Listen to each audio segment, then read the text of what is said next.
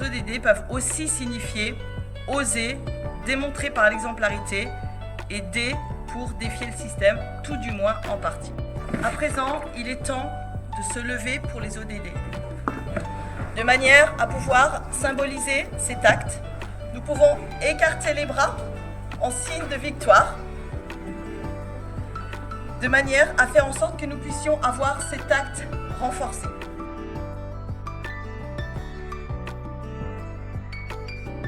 Nous avons des stratégies sectorielles de développement au Maroc qui ont toutes intégré la philosophie des ODD. Les objectifs du développement durable ne sont pas seulement un idéal vers lequel tendre, ce sont des objectifs concrets, mesurables, précis. Et nous devons collectivement les atteindre, comme dans notre travail tous les jours, nous nous fixons des objectifs. Il y a bien aujourd'hui une révolution paradigmatique en cours et peut-être nous aidera-t-elle à arrêter le rouleau compresseur qui est en train de détruire nos conditions de vie. Liberté, égalité, fraternité, en guise de devise pour que rien ne nous divise. Et donc, avec un travail extérieur, avec des outils économiques, des outils financiers, des outils sociaux, des outils politiques qui sont à revoir en profondeur et à adapter à la vision d'un nouveau paradigme. Et pas vouloir, avec l'ancien, refaire du nouveau. Puisque, de toute façon, si on refait les choses, on retourne dans les vieilles ornières. La preuve, c'est que tout le monde parle de changer les choses, mais quand on fait les choses, eh ben, on reste dans les vieux schémas.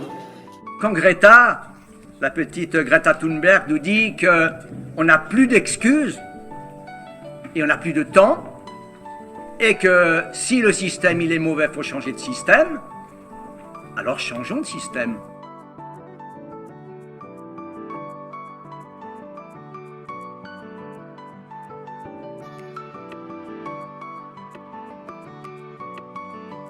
Et donc, inscrivons les ODD dans la stratégie érotique mondiale.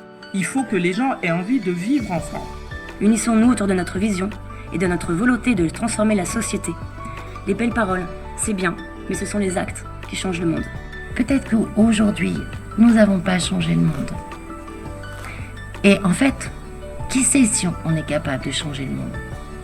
Par contre, ce dont on peut être sûr, c'est que nous sommes le monde qui est en train de changer. Au plus profond de l'hiver, j'ai appris qu'il y a en moi un invincible été.